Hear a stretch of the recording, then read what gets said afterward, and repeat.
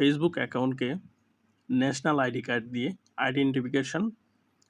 Identification করার জন্য আপনার এনআইডি কার্ডকে সাবমিট করতে হবে। তাহলে আপনার আইডিটি নিরাপদ থাকবে এবং কখনো আপনার আইডি হ্যাক হওয়ার কোনো সম্ভাবনা থাকবে না। তো আপনার ফেসবুক প্রোফাইল বা আপনার আইডিটিকে কীভাবে আপনার এনআইডি দিয়ে আইডেন্টিফিকেশন কনফার্মেশন করবেন সেই বিষয়টা আমি দেখাচ্ছি। তার জন্য আপনি ফেসবুকের যে অফিসিয়াল অ্যাপসটা আছে সেটাকে ইনস্টল করে নেবেন।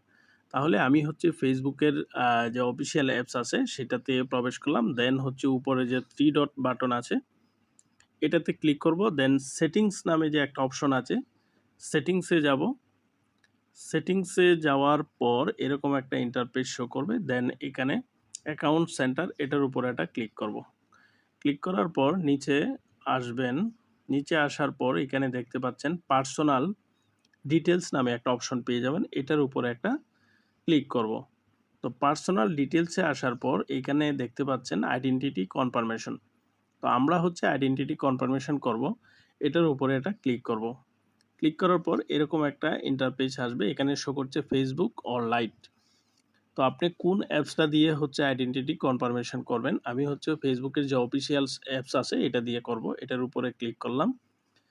দেন আমরা যাব আপনি কোন দেশ থেকে কনফার্মেশন করতে যাচ্ছেন। তো আমি বাংলাদেশ থেকে করব। আবার এটার উপরে ক্লিক করব। ক্লিক করার পর এখানে আপলোড ইউর আইডি উপরের যে অপশনটা আছে এটাতে ক্লিক করব। দেন নিচে নেক্সট নামে একটা অপশন আছে এটাতে ক্লিক করব। তারপর এখানে বেশ কয়েকটা অপশন চলে আসবে।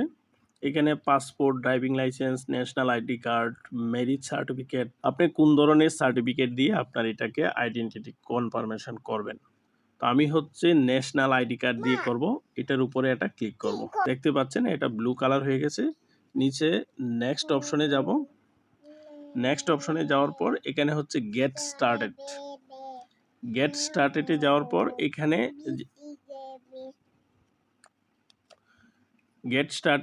পর এখানে একটা ফ্রেম দেখাচ্ছে। এই ফ্রেমের ভিতরে এনআইডি কার্ডের একটা ছবি তুলে নিব। তো আমরা এখন এনআইডি কার্ডের একটা ছবি এখানে সাবমিট করব।